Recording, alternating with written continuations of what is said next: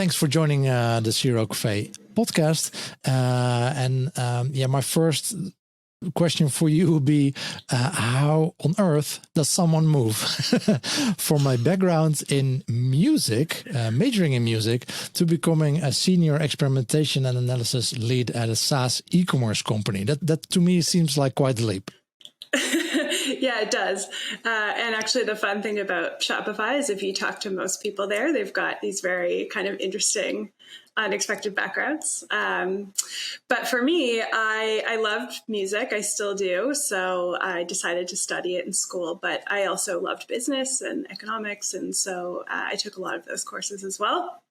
So they were actually both interests the entire time. And when I finished school, I just started really going more in that direction of business and entrepreneurship. So I started helping a lot of my musician friends and artists and things like that with branding and marketing and websites. And then I started helping people with other kinds of businesses and started getting into internet marketing and building and monetizing websites. And over time built kind of a growth consultancy where I helped other businesses grow and really take all of the leverage that they have and optimize and make data-driven decisions. And eventually that led me to Shopify, where I've done a couple of things, but for the past few years have been really focused on this data-driven side.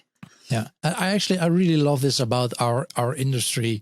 I mean, with Zero, I mean, everyone that's been in the business for 5 years or longer, no one studied Zero because that's not a thing. Right. Yeah. It wasn't a thing. So everyone's such a diverse background. I think that actually is really benefiting our industry, right? Because we are trying to find out what works best for users. And if everyone is basically the same, then it does already one step ahead. But because we are already such a diverse group, but in your background, you also had a brewing company, right? I did, yes. While I was working for myself, a friend, I think we were looking to collaborate on something on a web project, and he ended up saying, "Hey, why don't we start a brewing company?" And I honestly didn't really think I wanted to do that. It sounded like a lot of work, but I also kind of had like FOMO, so I said yes. So you wanted to work on an internet project, and you started a brewing company. Yeah.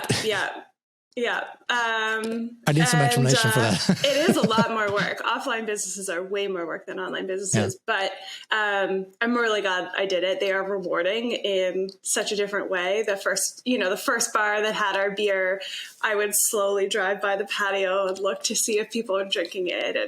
And you'd go in and sit at the bar and order the beer and sort of someone around you's drinking the same beer. And you're like, hey, what do you think about that? And so it's very tangible. And of course, it had its own set of challenges. Moving products around, third-party logistics, warehousing, inventory is all stuff that I hadn't really had to deal with before, and learned a lot, which is, I think, also just really helped me understand our merchants' business is better at Shopify now. But yeah. It was fun. We sold it. We all moved on, but it was great. Yeah, and now already 5 years at Shopify. E-commerce is moving very fast still. So what would you say currently for the people that don't know Shopify? What's currently the TLDR from Shopify? What's the main? What was an average client, the optimal client for Shopify look like? Yeah, so we are, an all-in-one commerce platform. We've got, I think most people think of the online store, the storefront where people come and buy your products and check out. But we have all of the back-end management there as well. So you can manage your inventory. You can connect to different sales channels if you want to sell on Instagram or send your products to Amazon and sell through the Amazon marketplace. We've got kind of that whole end-to-end platform to really help you manage your business. And then for whatever's missing, we've got an app ecosystem to help fill in some of those gaps. And one of the things that we really pride ourselves on is the ability to scale. So we have a lot of people who come and start their first businesses on Shopify and really take their first crack at entrepreneurship. But we're really proud of the fact that they can continue to scale their businesses on Shopify. And we've got, very, very big enterprise companies that use our platform as well. So it's fun for me as a former entrepreneur. We'd like to think of ourselves as an entrepreneurship company, and I get to kind of help other people discover entrepreneurship as well. So are these usually companies that already exist and then move online, or companies that already have a small shop online and then move to Shopify, or is it mainly new e-commerce entrepreneurs? It's all three. Yeah. Okay. So we see, especially during COVID, a lot of offline businesses moving online for the first time. People, of course, can change platforms or outgrow their platform. And then, people who are just totally getting started for the first time and figuring out how this works. Sometimes it could be someone who just, wanted to start a business and had an idea and they're figuring it out. Sometimes you see people who already have an established audience. So I don't know if you sell swag, but if you wanted to start creating some, t-shirts with funny CRO, comics or something like that, you might want to leverage your existing audience to then start this other kind of revenue stream and monetize that way. Exactly. But for you as an experimentation, for the whole experimentation team, it must be, you have so much things you can work on. You can work on your own lead generation, people signing up to use Shopify. Then you can optimize the store owners actually using the product, and then you have thousands of shops out there selling stuff that you can also optimize for. So what are you working on? It's so much you can do. So we primarily focus internally on helping all of our colleagues at Shopify experiment, make data-driven decisions, be more effective. So particularly we work most with the growth team, and that can be on our different channels. Obviously, the bread and butter of CRO, landing page optimization and things like that. But we'll really just approach it with, if you have a question that you want to answer, or maybe sometimes we're proposing the question, we'll really try and find the best way to answer that question and design a study that's going to do so effectively. And a lot of times that's an A/B test, but sometimes it might be a different methodology. We've run a couple of brand campaigns for the first time in the past couple of years. And so those we're really careful to, do some kind of experimental design so we could really measure the incremental effect of those campaigns. And that was fun because that's across many channels and there's so many variables and it's hard to measure. So it's a really interesting challenge, but we focus internally on the business of Shopify, but we like to look across lots of problems and opportunities. Yeah. So you work a lot with a growth team, and their responsibility is mainly providing new leads, new shop owners, people signing up for the product. Yeah. Helping more people learn about Shopify, helping the right people get connected with the right products, whether that's signing up to start their own shop, or, maybe it's, maybe they're not ready yet. It's just getting access to an education platform like Compass, where we've got a lot of video courses and things like that. Maybe it's figuring out how to use the product more effectively and make sure that they're learning about the right features. So really kind of across the spectrum. Yeah, exactly. And what kind of metrics are you then optimizing for? Because, I had a couple of guests lately that work in the SaaS industry, as you guys are. And that first, of course, it's important to get a new customer, but that first month, that doesn't really move the needle much. It's about them staying for a couple of years, ideally. So what are you guys optimizing for? How's that? Is retention built in there, or how's that work? Yeah, it'll really depend on the team we're working with. So we've got, different teams who work on different areas and are focused on optimizing towards different metrics. And us as a group will really just embrace the metrics of the team that we're supporting and sort of come in and help them figure out the best way to do that. Are there specific CRO projects or improvements that you can share with us that you've been working on lately? Unfortunately, I can't talk a lot about the experiments themselves, but what I can say is really a priority for us is really maximizing learning. So, of course, you can have lots of people just kind of running experiments. Hey, I've got an idea. Let's try it. Let's run it.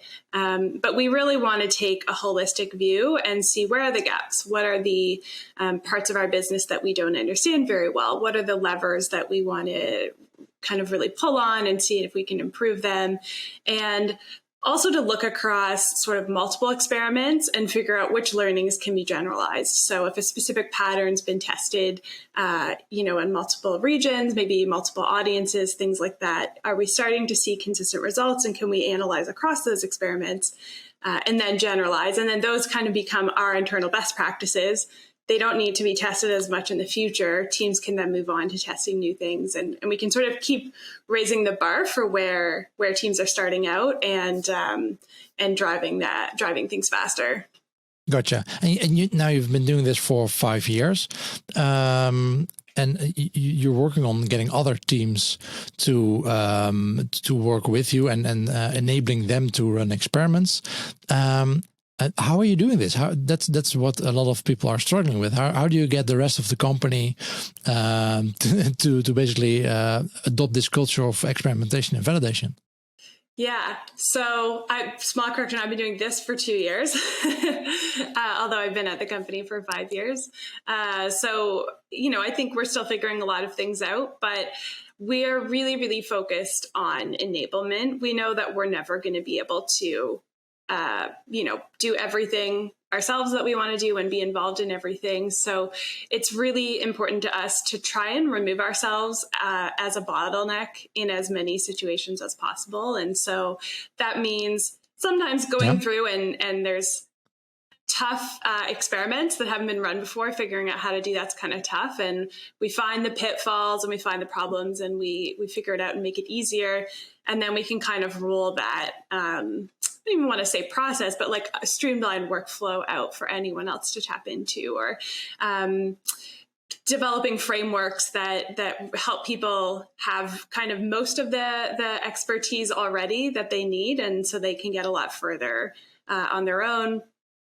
You create a lot of templates, so anyone can do experiment pre-analysis pretty easily now to make sure it's feasible, figure out what kind of sample size they need, things like that, and have good results. We're really trying to just create that foundation for anyone to plug into, and then we'll keep kind of investing. What's the next part of that foundation? Where are we seeing the gaps? Where do we need to invest further? How can we add a bit more rigor to make sure things are trustworthy and kind of keep leveling up the whole org? But in order to do that, we can't be hands-on in everything. So a lot of it is about enablement. Yeah. And what are the biggest struggles that you see with others that are outside of the that are not used to running experiments? What are the biggest issues they have with doing this? What are the questions they may have, or the concepts they don't necessarily grasp right away? Yeah, that's a great question. There's, I think, a few things that I see kind of industry wide. I think first is helping people understand when an experiment is a good idea versus when there's another way of answering that question. And one of the things we've created is a decision tree to understand this will help you 80% of the time quickly rule out when you shouldn't run an experiment based on, is your change below the fold and you have less than 100 conversions? Like, don't run an experiment. Don't spend all of your time prepping this. Like, let's find another way for you to get some information and feel good about just making a change. So helping people know when those are feasible and know what their other options are. Maybe they're just going to use some historical data to make a decision. I think the second thing is it's kind of the data literacy piece. Like, it's really, I think a lot of things when you've been in experimentation for a while feel really basic, but are actually not intuitive for people who are outside of this industry. And one of those, I think, is really understanding the user intent and the ways in which we can bias our data based on how we look at it. So I think one common thing you see is someone wanting to run, and let's say you were running an experiment on a website and you wanted to get more people signing up for your free trial.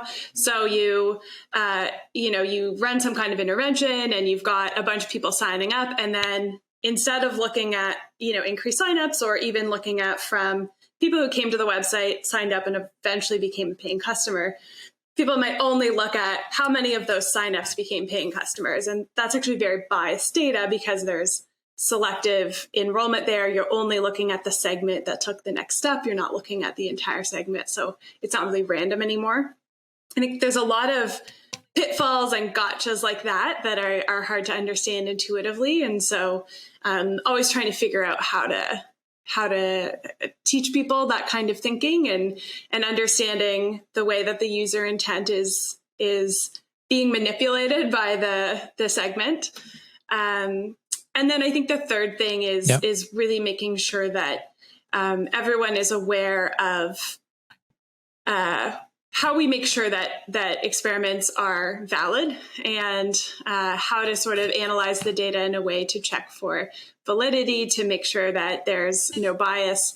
I think sometimes people think that if something is statistically significant, then it's good, it's trustworthy. And what statistical significance tells you is that two numbers are different enough to not be random. It doesn't tell you if those two numbers are an accurate comparison. That comes down to the experimental design and the implementation and making sure there's no sample ratio mismatch and all of those things. And I think that's also just kind of a really advanced topic if you're not directly in this industry. And so finding the right ways of educating people, with just-in-time learning when they need it and not overwhelming people when they don't.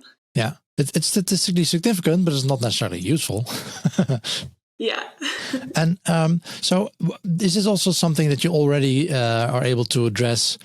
It sounds like something that a lot of people at Shopify are involved with. But is it something that you already address during onboarding, for example, to get that mindset going? No, not immediately. I think there's a lot to onboard to at Shopify, and it's not necessarily, I think, the right information in your first week. We really want people to learn about the product and our audiences and our business model and actually start opening a store and, getting to know the merchant journey. So I think it tends to come later, and not everyone will get deeply involved in experimentation. I think a lot of people might just be proposing ideas or maybe making designs. But for people who really want to champion an experiment, then we start to kind of onboard them to this more in that just-in-time way as they start to get involved. You have a lot of people involved with those experiments. A lot of people doing different things, and of course there are guidelines for people to follow to make sure those are very useful or useful enough experimentations to have those resources assigned to that. But how do you, for example, capture the knowledge that is generated by those experiments? How do you capture those learnings and make sure those are spread in the company, that people aren't continuously doing the same experiments, for example? Yeah, that's I think a great part of it. First of all, we have, an experiment database. So we're capturing all of the experiments that have been run, and we're capturing them with some basic sorting and searching details. So what was the test location? Like, was this on the website, on a specific page? Was this, on a paid media channel, things like that? Which regions were impacted? Sometimes the intervention type, especially if we're starting to want to study specific patterns. And, the experiment brief is always captured there as well. And that's basically a doc that has the results, the kind of a concise write-up of what happened. But then immediately following that, we've got all of the experiment details. So you can never look at experiment results without seeing them in the context of the experimental design. And that's the place where you can dig in a bit further. So if you open something up and you want to understand what happened, you can go in and read more about the implementation, or look at the variants if it's something where there's going to be screenshots or designs. And finally, you can actually click the links out to look at. I actually want to open up the notebook that has statistical analysis and really dig in, or I want to open up the pull request because something seems weird here. I want to see how they did this. So it's kind of a system of layers where you can access the highest level kind of quite easily through searching, and then you can dig in a bit further, and then you can follow those links out to dig in even further. And it's really important to us that this archive kind of exists and is available and accessible, because we don't want to sort of learn things and then have it dissolve into tribal knowledge where in a year someone says, oh yeah, I think we tested that. I think this was the result. And no one's really sure exactly what happened or what it applied to. And then I think that's the part of just having it available and maintained. And then what happens is we sometimes do kind of archive analysis and look across different things. But the other piece of that is we really act like content marketers. So I've done a lot of content marketing in my day, and we think a lot about our audience, which is, employees at Shopify, and getting the right content out to them and the right place, the right time. So we're thinking about our distribution channels, which are, different Slack channels, a newsletter that we might send out, a newsletter that another team might send out, different forums for making presentations, showing things to different teams. So we really kind of try and leverage as many distribution channels as we can to get information out to the right people as it becomes available. And then we'll have sort of things coming in like, hey, have we ever studied this? Or does anyone know about that? And then when those come in, we'll go and kind of search it and pull it up and say, yeah, this is what happened. Here's what it looked like, so on. Yeah. And is it also is like user research? Is that part of your team, or is it another team that's generating insights?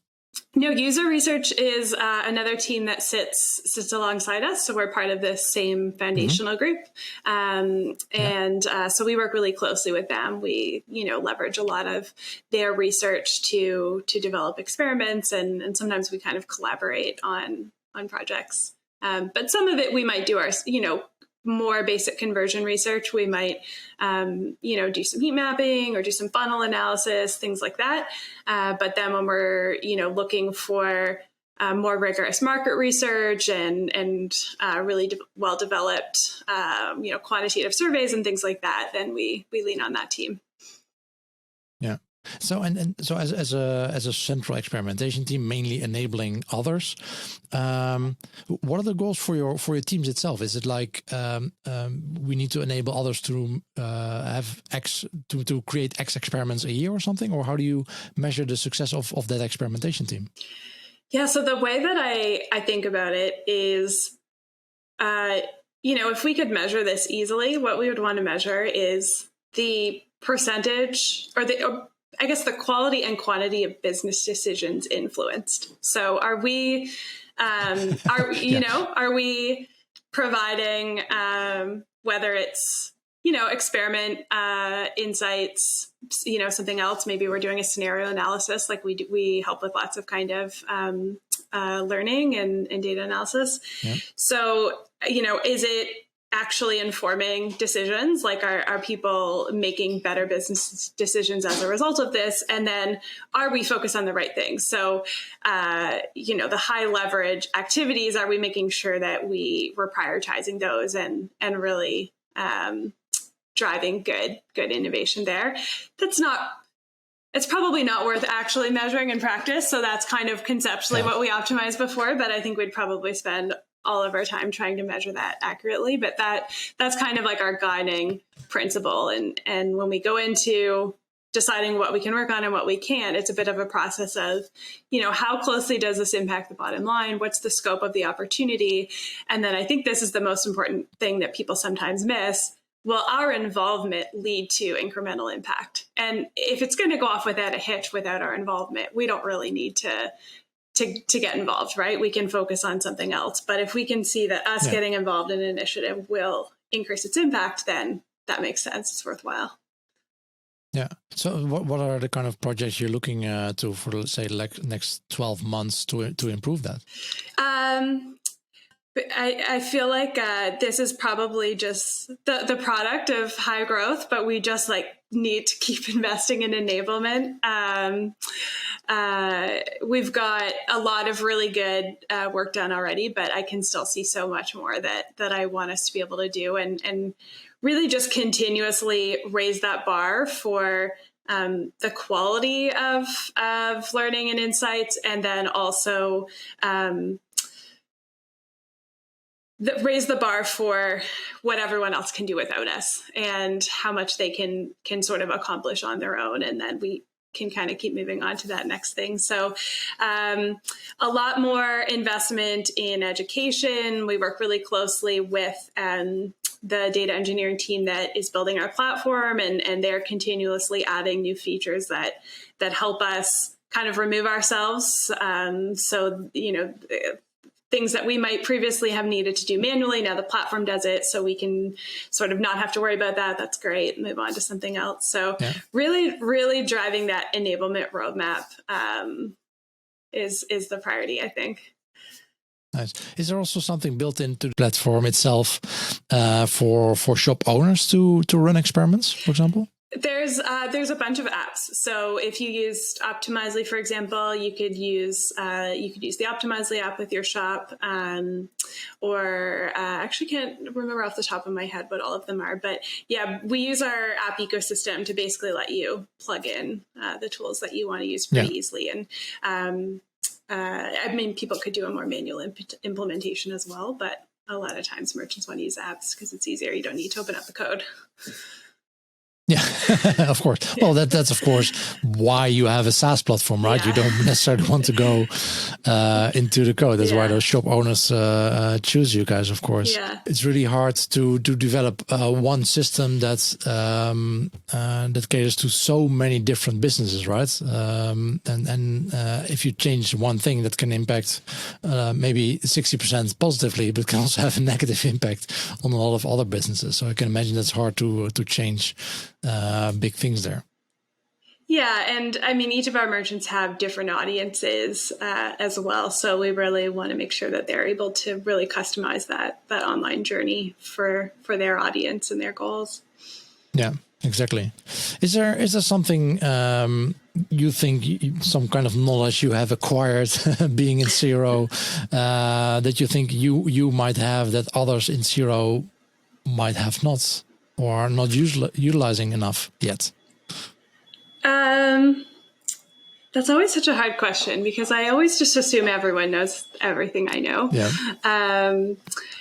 I think the things I don't know about this, the CRO industry is pretty savvy. So it might be more people outside of the industry, but I think the things that I really see often are, first, we kind of touched on this earlier, just because something is statistically significant doesn't mean that it's correct. But I think similarly, just because something is not statistically significant doesn't mean that there's no effect. So a lot of times people, I think sometimes some programs want to optimize towards not having inconclusive experiment results. And they see, they say a win or a loss, both are good, we learned something, but if it's inconclusive, we didn't learn something. And I don't think that's true. If it's inconclusive, you know that the effect was not bigger than a certain size. Whatever your experiment is powered to detect, you know that the effect lies outside of that range. But A, that's a useful learning that in and of itself tells you something. But B, I think sometimes it's not worth it to have, perfect measurement. Perhaps you could have a bigger sample size and be able to say with absolute certainty that something was, 1% better or 1% worse.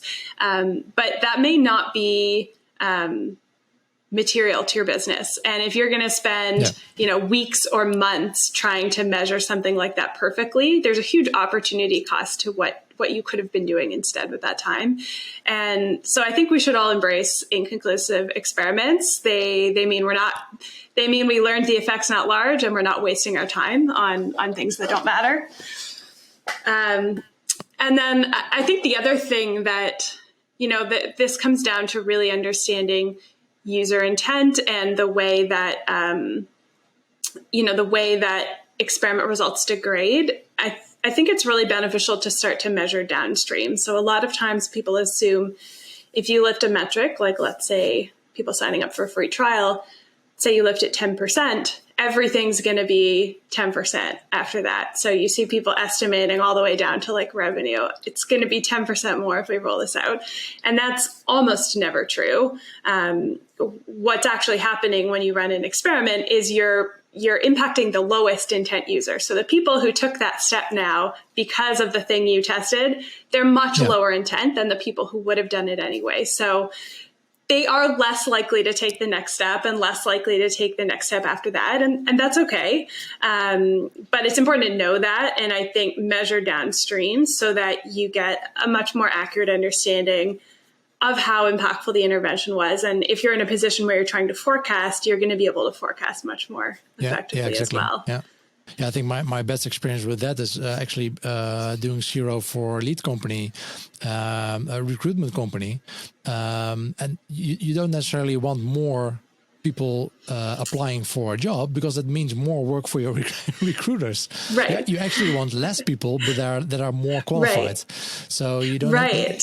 So you don't necessarily want to have more people go to the next step, and similar with online. It sounds nice to have more people put something in the shopping basket, but maybe that was just so they can see the shipping cost, because you don't show any shipping cost before that stage. Right. Is that a good thing? Maybe not. Right.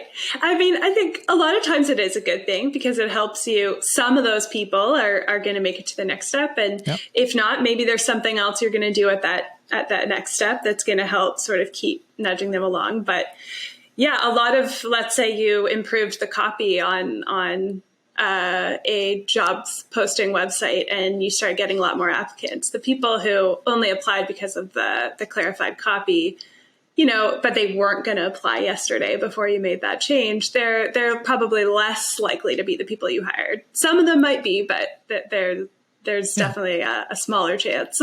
Exactly. Yeah. And the first point, very true. I mean, there's a lot of you need to. It's Zero. Still, a lot of people have a more statistical background, maybe, or more web analytic background, and want to measure everything precisely. But it's still a business we're trying to run, right? So if it's inconclusive, fine, it's fine. If your business, if your sample size is set up in a way that it measures an effect size that is useful to your business, if it's smaller than that, apparently it's not useful for your business. Right, exactly. So that's something good that we all need to consider, and maybe be less perfect from a maybe a more pure scientific approach, but be more accommodating to the business that you're actually trying to improve, and that clears up space for more experiments also. Yeah, exactly. Yeah, perfect. Who should I ask for another podcast episode? This is a fun question. So I've actually gotten to chat with Ben LeBay about a lot recently from CXL. He's the director of research there. And I haven't actually got to hear from him a lot. I've been with him on some panels and emailed and things like that. But I would love to hear more about how he approaches conversion research and hypothesis generation and things like that. I think that'd be really cool. I'll make sure to ask him. I reached out to him to see if he's up to it, so I'll still have to hear back from him. But I'll definitely ask him about that. A deep dive into research for Zero, and that'd be great. That would be great. Yeah, I think they probably have a couple of courses on that at CXL. That's true. Well, you can promote them. Yeah, so let's see if you can provide us with a nice summary for a podcast length. That would be nice. Okay, cool. And my final question for you: any CRO related books or blogs that you want to recommend to our listeners? Yeah, I mean, for blogs, CXL is great, of course. But books, this year, Trustworthy Online Controlled Experiments came out. Yep. I've got it right here, actually. Yep. And I think this is just like such a gift to everyone who's getting going in this industry. The authors have published, I think, a bulk of the research over the past many, many years on online controlled experiments. And a lot of the best practices and things that we know have come from a lot of their research. And it's all compiled very nicely into a book. It's very accessible. You don't necessarily need to be the data scientist or the statistician or, be the one doing the math to, I think, read it and build that intuitive understanding of how to make sure that your experiments are reliable and, you're maximizing your opportunity and things like that. So, I think I wish this existed years ago. Yeah. Definitely recommend everyone reads it. Yeah. Exactly. And one of the three authors, Ronnie Koavi, he worked for Microsoft and he's now working for Airbnb, I think. So there's a lot of experience in there on running experiments. Yeah. I mean, they're not holding back at Microsoft and Airbnb on doing experiments. Yeah, exactly. It's such a gift. I haven't read it yet. Are there like a lot of practical examples in there, or is it mainly theory, or how does the book work? Yeah, there's a lot of practical examples. It's really broken down like quite nicely to be accessible. So even if I think there's a chapter on some observational studies and some different options there, like, a difference analysis, where maybe you couldn't do a real experiment, but you're going to simulate and look at the rate of change between two groups. So things like that. You're not going to learn how to do that analysis after reading this book. It doesn't go that technical, but it's really going to tell you what all of the options are, when they make sense, when they don't make sense, deep dives into all of the technical considerations with online experiments. So I think it's kind of like a textbook, but it's very accessible and lots of practical examples from their own experience. Cool. Yeah, I have it. I think I have the Kindle version on my phone for a couple of weeks now. I definitely need to make some more time to read that one. Casandra, thank you so much for sharing your experience with your cafe audience. Thank you for sharing that, and I'd love to talk to you again soon. And I think we're on a panel together sometime. I think so. Yeah, we'll link to that in the show notes. Awesome. Well, thank you for having me. This was fun to be able to dig in and chat about it. Perfect. Thank you so much. Bye-bye. Bye.